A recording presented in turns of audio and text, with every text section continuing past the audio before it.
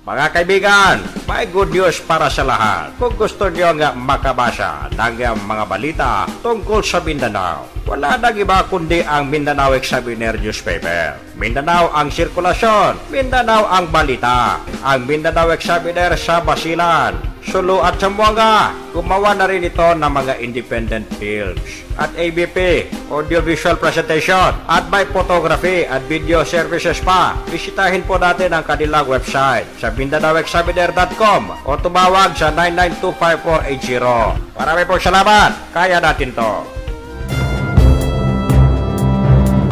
Alright mga kaibigan, yuhuu! Gising! Napakainit. Welcome na di aton programa Radyo Mindanao. Akilang na RPN Teachable Exam Warga. Desde de vosotros servidor Fafaal. Tabla, muy buenas tardes. Magandang hapon sa lahat ng ating mga kababayan, kaibigan, Basilan, Sulu, Tawi-Tawi. Sa Central Mindanao, Maguindanao, Cotabato City, Sultan Kudarat, North Cotabato, Sambaba, General Santos City, Sabah. Papakinggan tayo. Nandito tayo ngayon sa ating broadcast center sa Tugbungan. At medyo malamig-lamig ngayon dito sa ating studio sa Tugbungan at medyo maganda, malakas ang aircon. Yan.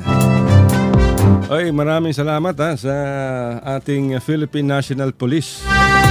At meron nang nakadeploy na isang pulis dito sa bisinidad ng aming studio sa Tugbungan at dyan sa Mayor Vitaliano Agan.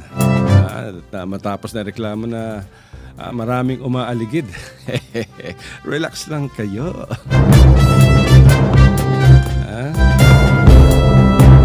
So ngayon may mga pulis na tayo.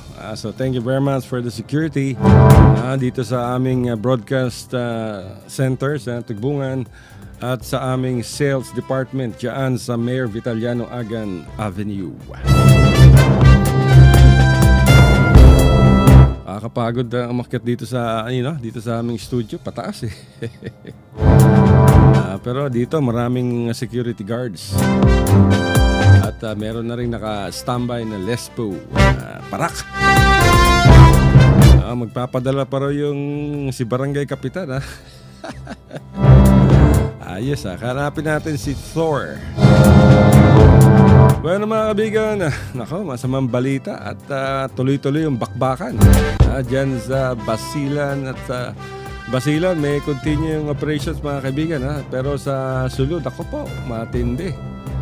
Mula nung nagsimula nung last week pa hanggang ngayon kahapon 15 sundalo ang sinasabing casualties ng militar sa sagupaan sa Abu Sayyaf.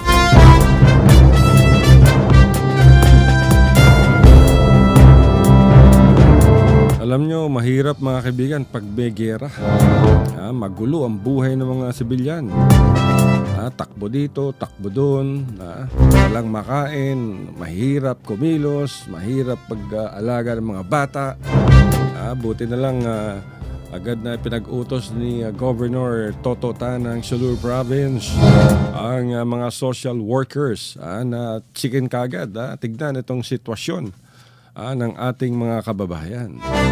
Itong mga sibilyan na nagsilikas sa kanilang mga lugar.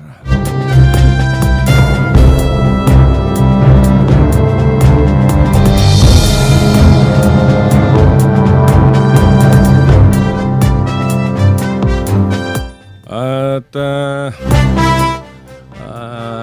tuloy-tuloy mga kaibigan yung deployment ng Philippine Army dyan sa probinsya ng Sulu. Pero ang labanan mga kaibigan nasa mataas na lugar. So hindi ito dyan sa sentro ng poblasyon kanga. At ngayon ay napapakinggan tayo dyan sa Sulu Province, sa Sulu Area Coordinating Center kay Haji Faslur Abdullah. Good afternoon sir. Kay Governor Toto Tan. At palagi nakikinig sa atin yung Sulu Provincial Government. Assalamualaikum, Governor. Sa mga mayol, sa Gubnol, assalamualaikum sa mga mayol. Hiyan Sulu. Assalamualaikum. Good afternoon sa inyong lahat. At sa Central Mindanao, ganun pa rin, nakikinig pa rin sila sa atin, ang Autonomous Region and Muslim Mindanao, ang Bureau of Public Information, si Director Amir Mawalid. Sir, good afternoon. Buenas tardes. Assalamualaikum. At sabi ni siguradong si Tatay Digong, mga kaibigan, ay baka magpunta ng Sulu upang tignan itong ating mga sundalong sugatan. Dahil ilan ba sugatan? Sa huling report ng militar, 12 ang kumpirmadong wounded sa bakbakan. Yan ang huling ulat, pero ang report naman sa sa Maynila sa Campo Aguinaldo mahigit ng 2 dosena. Dahil tuloy-tuloy yung pasok ng mga wounded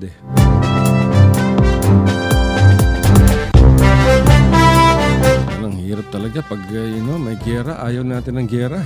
Gusto natin, mga kaibigan, katahimikan.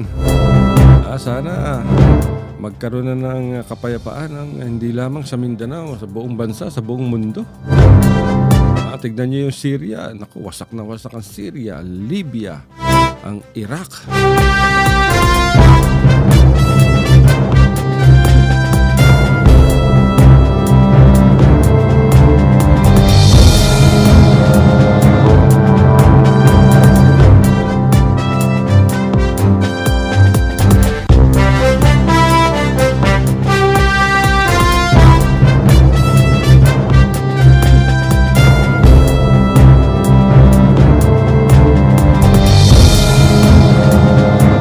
At subukan natin kung makakakuha tayo ng iba pang impormasyon dahil kailangan malaman ng publiko kung ano ang nangyayari at ano ang pinag-utos nitong si Governor Muji Pataman tungkol dyan sa bakbakan.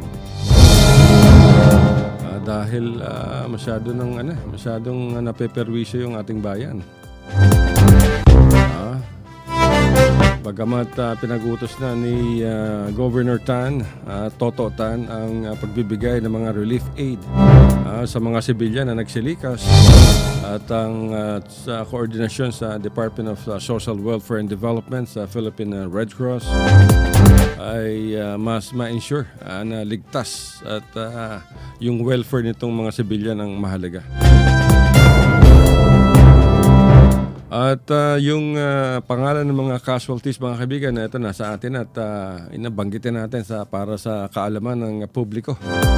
Ang mga nasawi sa bakbakan ay si Second Lieutenant Hernan Gusto, Staff Sergeant Ruel Katubay, Sergeant J. Erwin Almohalas, Corporal Sagap Ismael, Corporal Omar Radulian, Corporal Ronald Galoniga, Corporal Saik Mandangan, Private First Class Dendo Duho, Private First Class Roselito Arnoco, Private First Class Nestor Bakaling Jr., Private First Class Rogelio Vincoy, Private First Class Gerald Yubal, Private First Class Jason Falcasantos, Private First Class Glenn Resma, at Private Jonas Lumayan. Ayan yung mga nasawi, mga kaibigan, sa initial na report na nakuha natin sa militar. Ayan yung mga pangalan ng mga casualties. Mamaya ulitin natin yan. Ay, huwag na natin ulitin at mahirap naman. At yung mga wounded naman ay ang naibigay pala sa atin ay 7 pangalan pa rin at banggitin na natin itong mga sugatang sundalo. Si Corporal Edgar Andales, Corporal Ahmad Nuro, Private First Class Vinji Colalho, Private First Class Relindo Paglinawan, Private First Class Rogen Rivera, Private First Class Sabiniano Bercasio, Private First Class Hubelito Bulhano, at ang ikawalo ay si Private Jermar Mectin.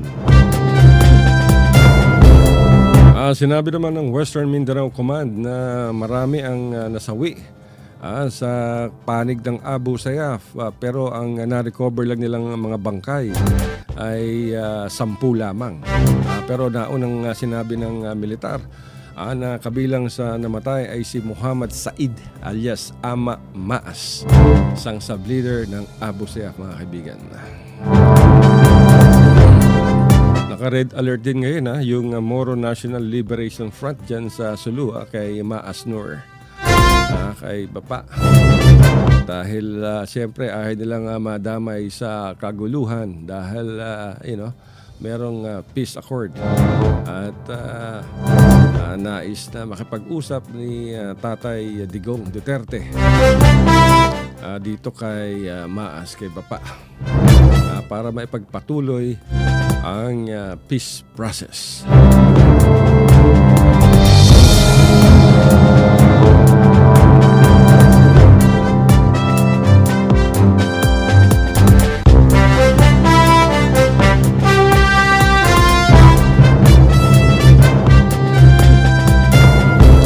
At sinabi naman kanina, mga kaibigan, ng Malacanang na walang timeline yung operation ng militar laban sa Abu Sayyaf.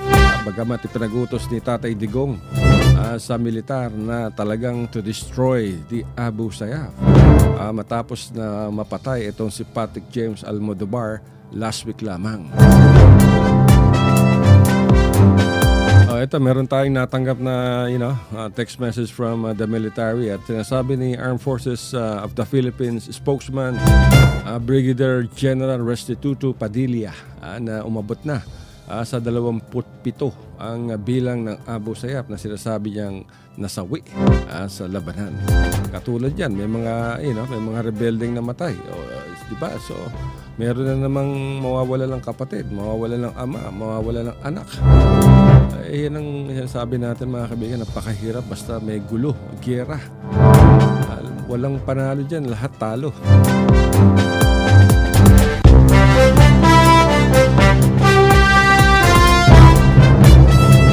Yan ang problema dyan. Pakinggan natin, nakipag-usap din pala itong, itong CNN Philippines dito kay General Restituto Padilla.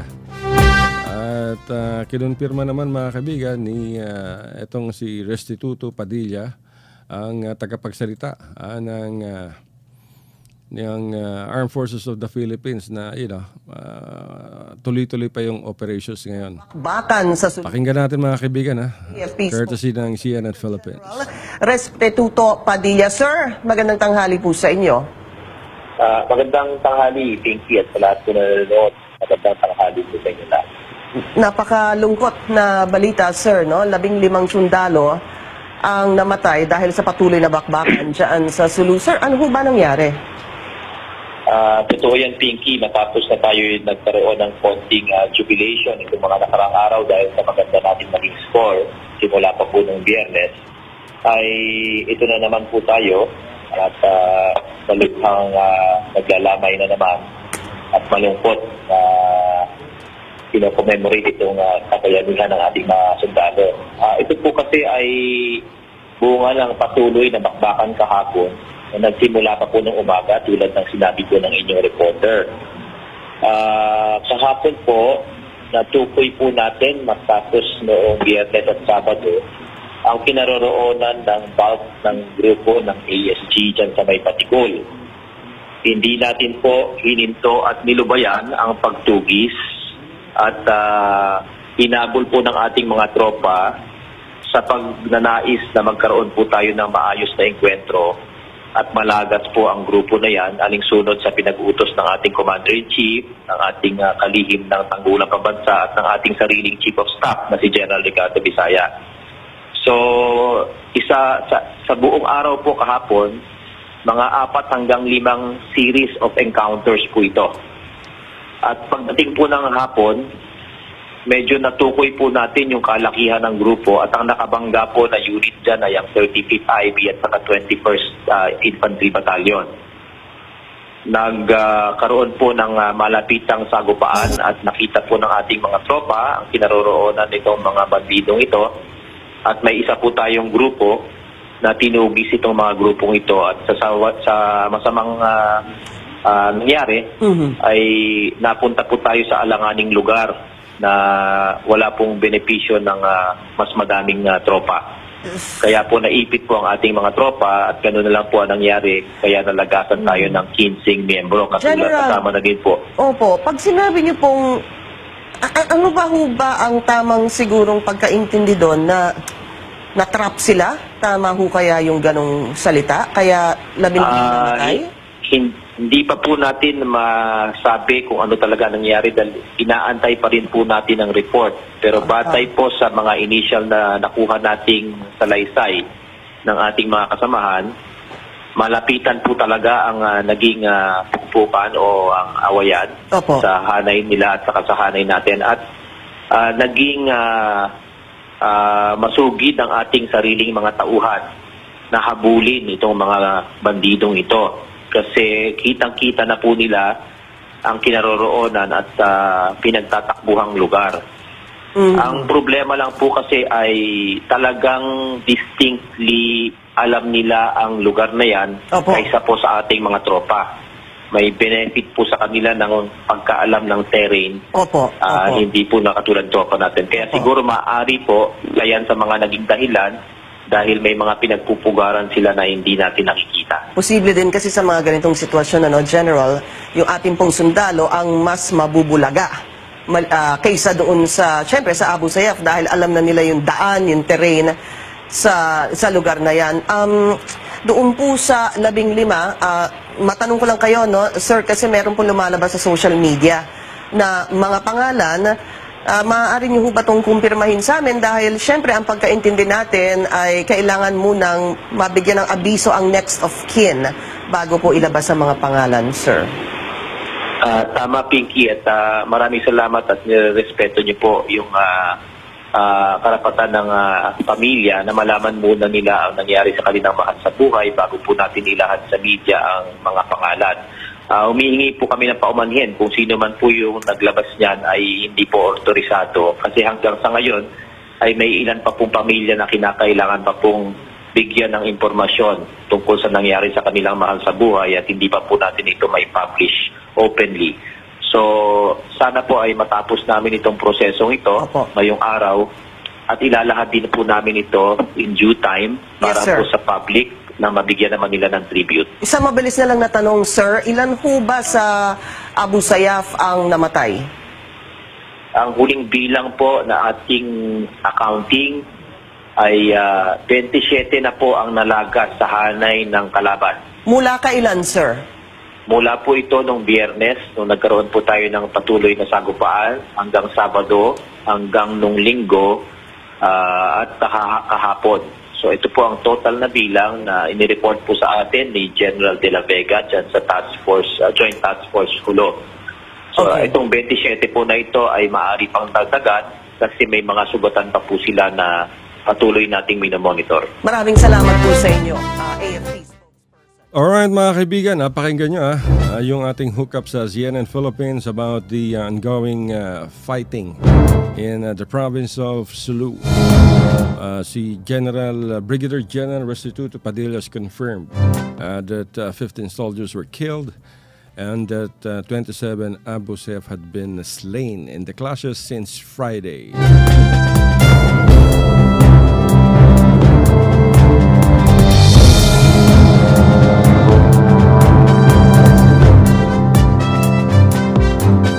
So anyway mga kaibigan, at lisanin lisanin muna natin yung balitang gera. Nako po.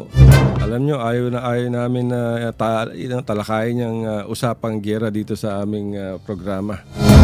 Dahil ayaw namin na merong nasasaktan, merong nalulungkot, meron na, mahirap tanggapin ang ganitong klaseng kaguluhan. Dahil lahat talo, walang panalo dyan dahil merong namamatay, merong nasusugatan, merong nasasaktan, merong naapi, at merong nagbubuwis ng buhay, at sa lahat yung mga sibilyan. Mabuti na lamang at mabilis umaksyon itong si Sulu Governor Toto Tan.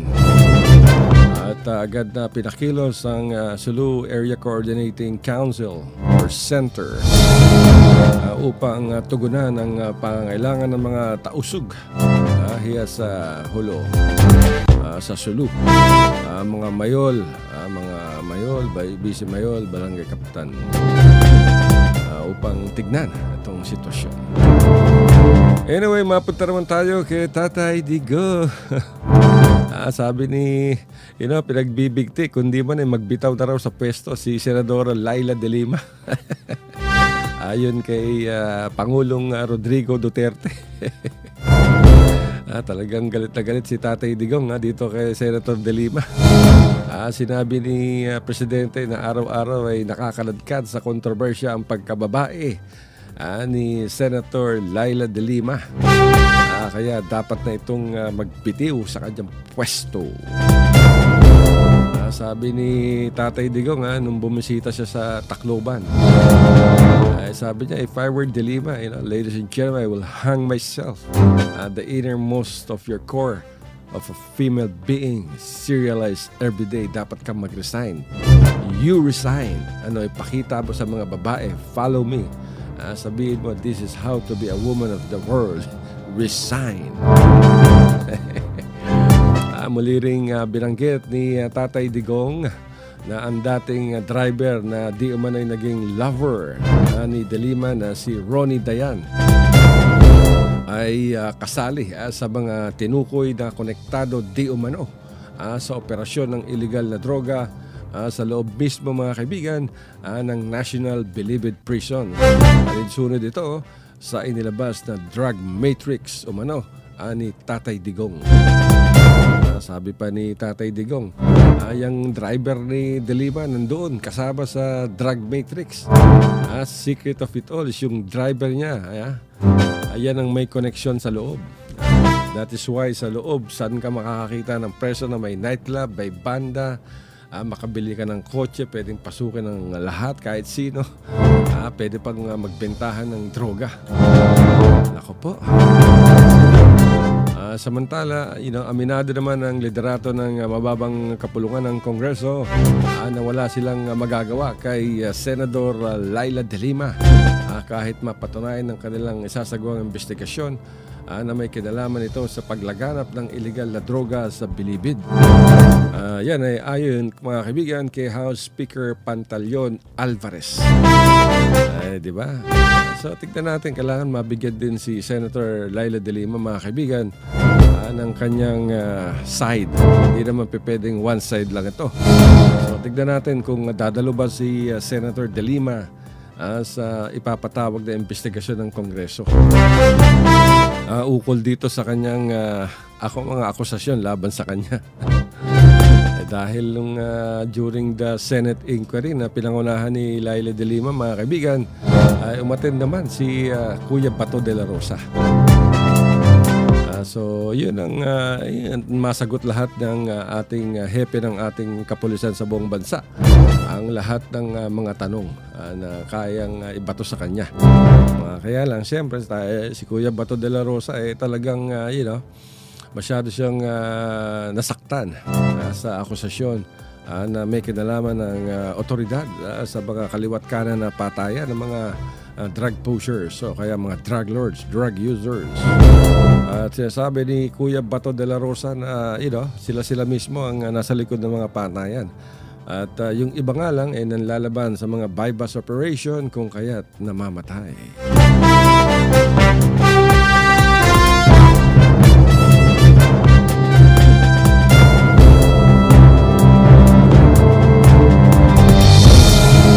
tignan natin. Hanggang nandiyan dyan si Tatay Digong, naku po. Marami ng problema Tatay Digong ngayon. Korupsyon, droga, giyera.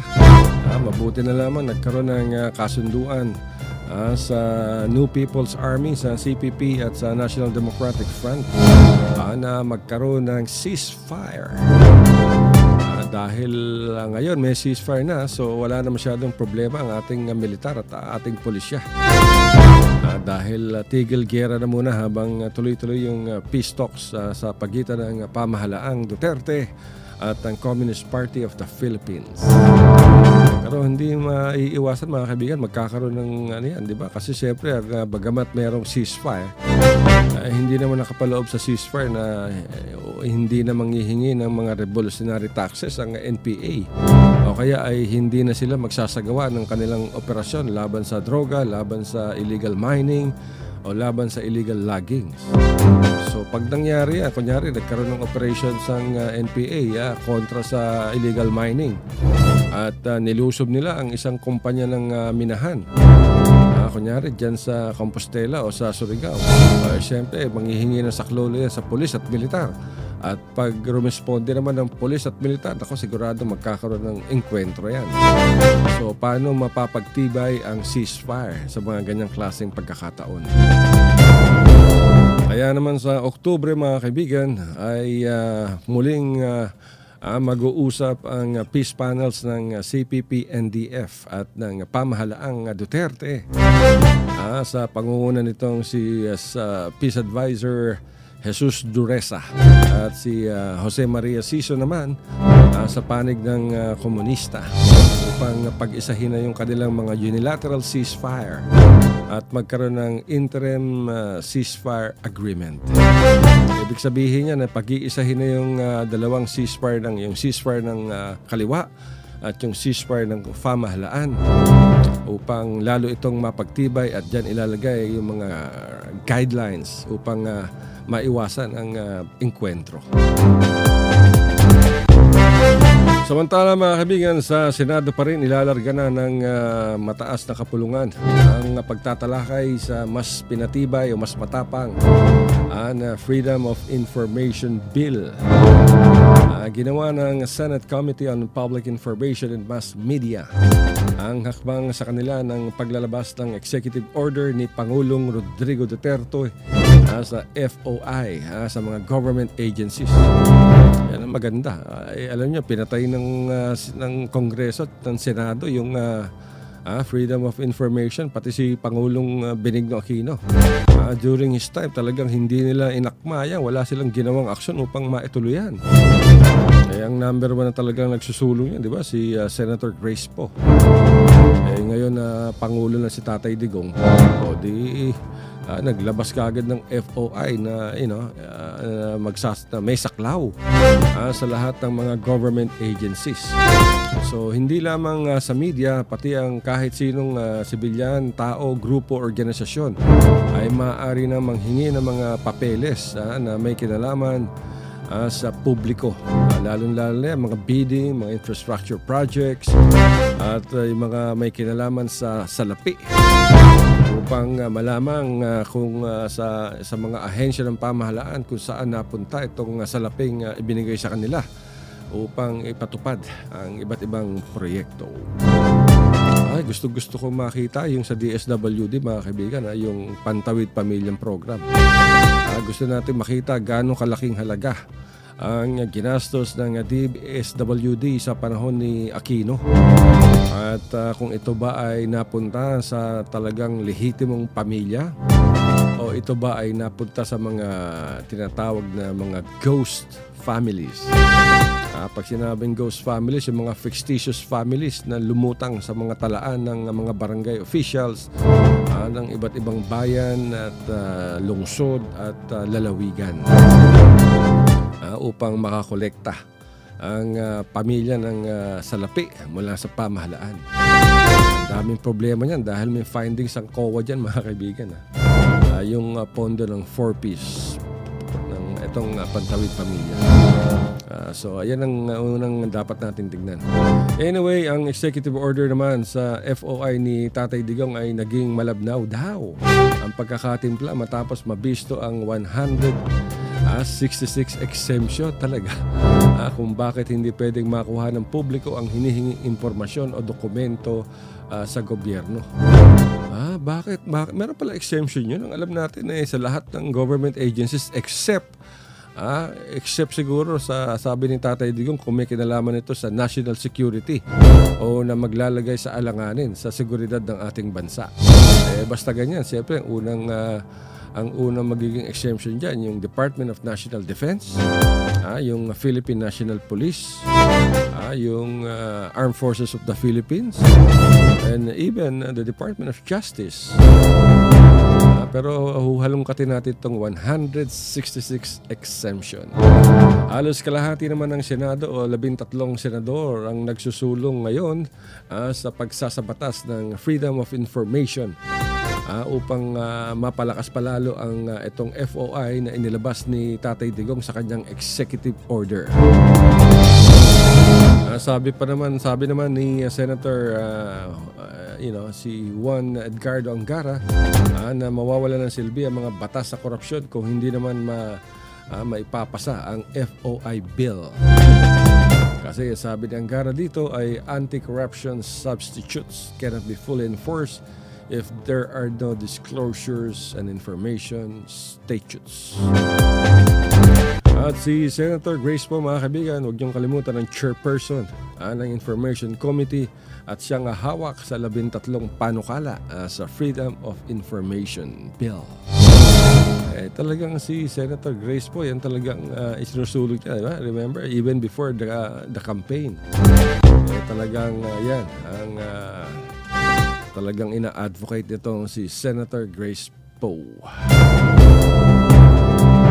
Daming ginagawa, mga kaibigan, ang Senado at Kongreso. Di ba, isang araw lamang ipinag-utos ni House Speaker Pantaleon Alvarez na tuluyan ng ipagbawal ang paggagamit ng mga plakang may numero 8. Alam niyo itong mga plate number ng mga sasakyan na number 8. Binibigay lamang ito, mga kaibigan, sa mga members ng House of Representatives, sa mga congressmen at congresswoman. Kaya lang maraming mga plaka na may tatak 8 ang napupunta sa mga sibilyan. At karamihan daw makikitang nakaparada sa mga nightclub, nakaparada sa mga karaoke bar, nakaparada sa kung saan mga mga disco. Kaya sabi ni Speaker Alvarez, mabuti pa. Ipa-ano natin lahat yan, ipa-recall natin. So yan ang mga kaibigan, talagang pinare-recall na. At lahat ng mga plaka na inisyuhan. At kung hindi may babalik yan, may multa. Magkano ba multa nito? Siguro mga 20-40 mil ang multa. Yan ang ating pagkakaalam sa mga mambabatas na hindi magbabalik ng kanilang plate number 8. Pero malay natin, baka may sindikatong gumagawa ng mga ganyang plaka. Alam nyo, pag kunyari, malay nyo, ginamit yung plaka sa masamang gawain. Kunyari, bank robbery. Although yung fake na plaka ginamit sa bank robbery, pag tumakas yan, makita ng mga traffic enforcers yan, sige, daan. Kasi, numero 8, congressman di ba? So, iisipin ng mga traffic enforcers na emergency to, hindi nila alam na ginamit na pala sa kasamaan yung plakang yan. Kaya naman iginiit ni Speaker Alvarez na naabuso lamang ang paggamit ng mga protocol plates gaya ng itong plakang 8 ng mga mambabatas. Ay sabi niya, napepeke ito bukod pa sa security risk dahil alam agad na kongresista may-ari na sasakyan. Pero inamin naman, mga kaibigan, ni Alvarez na kahit minsan ay hindi ito gumamit ng protocol plate at hindi naman ito kailangan ang ganitong klaseng plaka. Sa ngayon, mga kaibigan, ay nakabinbin sa Kamara ang House Bill 413 ni Navotas Representative Toby Tiangco, kung saan ay layo na nagsabing panukala na ipagbawal sa mga kongresista at pang-opisyal ng gobyerno ang paggamit ng mga special na plaka para sa kanilang mga sasakyan. Alam niyo mga kaibigan, sinabi rin ni Congressman Toby Tiangco na kahit nung simula pa nung siya maging miyembro ng House of Representatives ay hindi siya gumamit ng plaka. Sabi nga niya, para gagamit ako ng plaka, anong mangyayari sa buhay ko, sa trabaho ko, makakadagdag ba sa trabaho ko yan? O, tama nga naman. Bakit nga naman gagamit pa ng plakang numero 8? For what? O, diba? Sa bagay, alam niyo mga kaibigan, hindi lang naman mga kongreso ang may mga protocol plates. Lahat yan, mula sa presidente, sa Chief Justice, sa Defense, lahat ng mga matataas na ahensya sa pamahalaan meron yan, lalo na sa Legislative, sa Judiciary, at sa Executive. Samantala, magbibigay naman ng report si House Speaker Alvarez sa mga susunod na araw kung ilan ang magsasauli ng plakang may numero 8. Ito ay alinsunod sa kanyang ipinalabas na memorandum. So, tignan natin kung anong mangyayari dito mga kaibigan. Diba? Dito sa Zamboanga, wala naman tayo nakikitang gumagamit ng plaka. Si Congressman Celso Lobregat, hindi naman gumagamit ng 8. Lagi lamang nasa kanyang van si Celso. Sino pa ba? Si dating Congresswoman Lilia Nuño, hindi rin naman gumagamit ng plakang may 8 yan. Si Manix Delipe, yung kasalukuyang congressman ngayon, hindi natin alam kung gagamit pa siya ng numero 8. Alam nyo kasi may mga ibang mambabatas na for the sake na sabihin na prestige, for the sake of prestige, kunyari makita ng mga tao na numero 8, bigat talaga ni drive ng sasakyan na yan. Siguro congressman niya, di ba? Ika nga yung tipong may yabang ang dating. So, mabuti naman sa Zamboanga lahat ay hindi naman gumagamit ng ganyan. Para late na sa Zamboanga, gagamit ka pa ng plakang 8. Anyway, mga kaibigan, bago tayo pumunta kay Vice President Leni Robredo, isa mo ng break. Mga kaibigan, may good news para sa lahat. Kung gusto niyo nga makabasa ng mga balita tungkol sa Mindanao, wala nang iba kundi ang Mindanao Examiner newspaper. Mindanao ang sirkulasyon, Mindanao ang balita. Ang Mindanao Examiner sa Basilan, Sulu at Zamboanga. Gumawa na rin ito ng mga independent films at ABP, audiovisual presentation, at may photography at video services pa. Bisitahin po natin ang kanilang website sa MindanaoExaminer.com o tumawag sa 9925480. Marami pong salamat. Kaya natin to.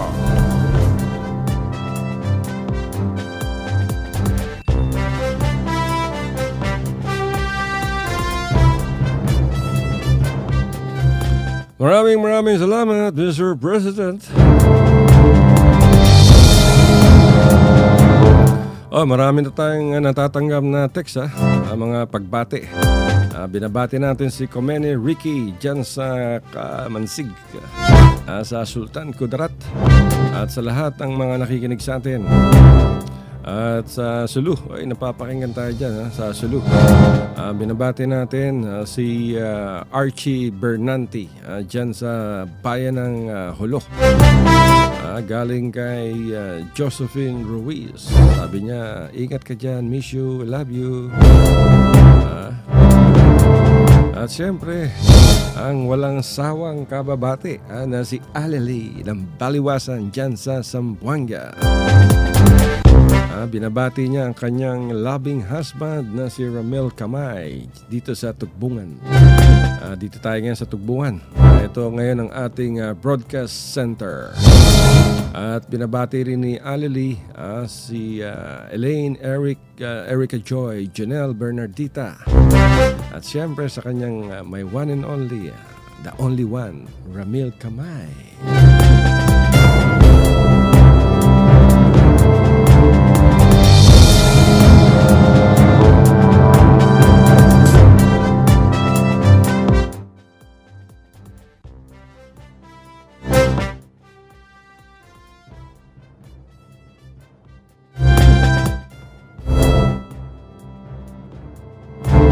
brother, oy, mayroon pang nag-text.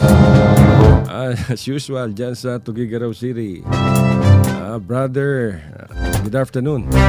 Nakikinig kami rito sa Tugigaraw. From Jesus Miracle Crusade, galing kay Sister Teresa. Binabati niya raw, good afternoon, si Brother Danny Cuarteros. Dyan yan sa Cagayan Province, mga kami, napapakinggan tayo dyan dahil sa shortwave radio. Kaya malakas na malakas yung ating broadcast. Another greeting. Binabati natin ang lahat ng empleyado, staff, and employees ng Blue Jazz Resort sa Samal Island. Maganda dyan mga kaibigan kung nais ninyong magkaroon ng magbakasyon, honeymoon, wedding anniversaries, birthdays, business seminars. Maaari kayo magpunta sa Blue Jazz Beach Resort and Water Park dyan sa Samal Island. Tabi lamang ng Davao City yan. Sa Davao del Norte yan. Pero sa Davao City makakasakay kayo ng water taxi. At maraming water taxi dyan sa Davao City papuntang Samal. At magandang maganda dyan sa Blue Jazz. At sa Kalamansig mga kaibigan, ang dami nating request. May greetings pa rin sa Santo. Dyan sa Kidapawan. Good afternoon sa Solmerano family. Nakikinig po kami ngayon. Magandang hapon po. Pakigreet po ang aming pamilya. Solmerano family. So good afternoon sa Solmerano family. Kina Jo Marie. Dyan sa Kidapawan. At siyempre sa Coronadal City, good afternoon. Nakikinig po kami. Pakibati po Elusfa family. Pinabati natin magandang hapon sa mga pamilyang Elusfa dyan sa Coronadal. At pinabati rin natin si Mama Virginia Trono, Papa Carlos Bagayan. Bagayan from Josephine Ruiz. Good afternoon, ma'am. Kay Mama Virginia Trono at Papa Carlos Bagayan. Greetings coming from Josephine Ruiz. So yan mga kaibigan, at ito pa lang kay Leni Robredo sisimula lang pandayin mga kaibigan ng Senado ang panukalang batas sa magiging bahay ni Vice President Leni Robredo. Dahil alam niyo naman mga kaibigan, si Vice President Robredo ang kasalukuyang chairperson ng Housing and Urban Development Coordinating Council. Kung kaya't siya rin ang numero 1 kandidato para maging kalihim ng Department of Housing kapag ito'y tuluyang naisabatas. At ngayon mga kaibigan, bukas ay tatalakay sa Senate Committee ang Urban Planning, Housing and Resettlement, ang 4 na panukalang batas sa paglikha nitong Department of Housing and Urban Development. Maganda yan dahil mabibigyan ng atensyon ang itong ating mga housing development, lalo mga resettlement areas. So magandang balita yan. Sana matuloy na talaga at mapadali at para mabigyan ng atensyon yung ating mga kababayan na hanggang ngayon ay walang bahay. Diba mga kaibigan? Dahil importante yan. Kung walang bahay, saan naman titira ang ating mga kababayan? So, may hirapan yan. At kaya kailangan maasikaso yan.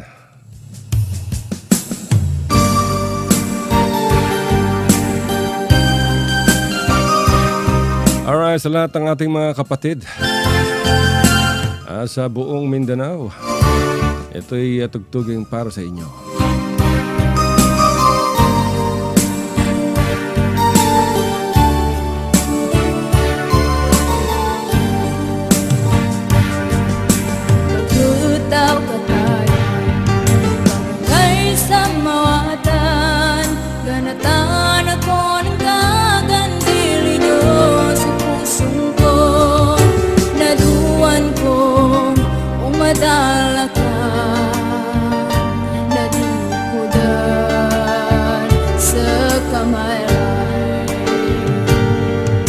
Masakit ko puso, garatan ako ng ka, ugit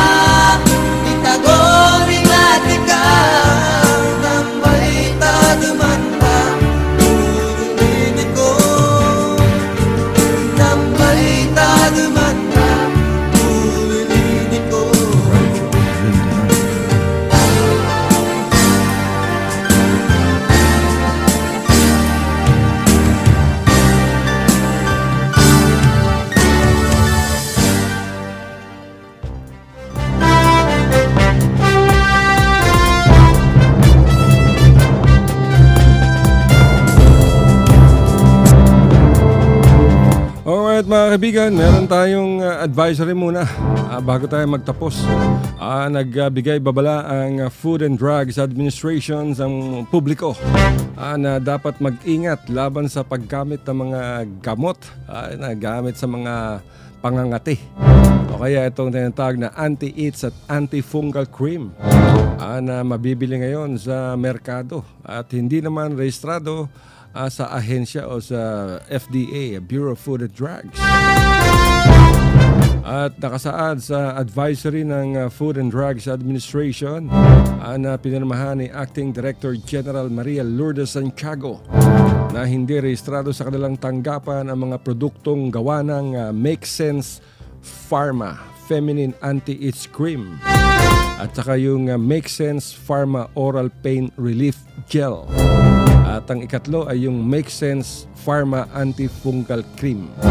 Ang lahat ng mga healthcare professionals, mga kaibigan, at ang publiko ay pinag-iingat sa mga nasabing produkto na maaari niyang magdulot ng panganib sa kalusugan sa paggagamit nito. Naku po, lalo-lalo ito sa mga babae, itong Make Sense Pharma Feminine Anti-Itch Cream. May mga babae kasing mga kaibigan na nangangati pag gumagamit ng mga bikini o kaya ng mga panty or pantilit. Kasi may garter yan. So bumibili sila ng mga pangtanggal ng kate. Kaya sabi ng FDA, huwag kayong bumili ng itong anti-itch cream na gawa ng Make Sense Pharma, itong Feminine Anti-Itch Cream. At yung Make Sense Pharma Oral Pain Relief Gel at itong Make Sense Pharma Antifungal Cream. Wala na tayong oras, patapos na. Salamat muna tayo sa lahat ng ating mga tagapakinig. At sa Kalamansig, sa Sultan Kudarat, kay Komeni Ricky. Good afternoon sa iyo at sa iyong pamilya. At wala na tayong oras, Komeni. Sa susunod na lang, patugtog na natin ang isang ating paborito ni Komeni. Pero mga kaibigan, at maraming sayang pasalamat at bigyan ng pagkakataon na magsabi ng maraming salamat po sa inyong lahat sa patuloy na pakikinig sa aming programa dito sa Radyo Mindanao RPN DXXX Radyo Ronda Zamboanga. At napapakinggan tayo sa malaking bahagi ng Mindanao hanggang Tugigaraw sa via shortwave radio. At syempre, kahit mainit, wala tayong pera, wala tayong pagkain, kailangan lagi natin isipin ang kapayapaan at kabutihan sa kapwa. Maraming salamat po sa ngalan ng aming producer, ang Mindanao Examiner Regional Newspaper. Ito po si Papa Al para sa Radyo Mindanao. Salamat din sa aming station manager si Philip Abuy, ninyo ang aming technical director, at sa lahat ng bumubuo sa mga pulis na naka-station ngayon dito sa aming broadcast center sa Tugbungan, kung saan ay nandito tayo ngayon, at sa aming sales department dyan sa Nunez. At maraming thank you po. At sa yung gwardiya namin, may 2 kaming gwardiya ngayon, additional, bali 4 na, dahil para masiguradong maganda ang takbo ng aming tanggapan. Alam niyo naman, mahirap ang buhay ngayon. Pero bago ang lahat, ay iwanan namin kayo ng awiting paborito ninyo, at siguradong this will touch a nostalgia in your heart. I love you, Mama. Bye-bye.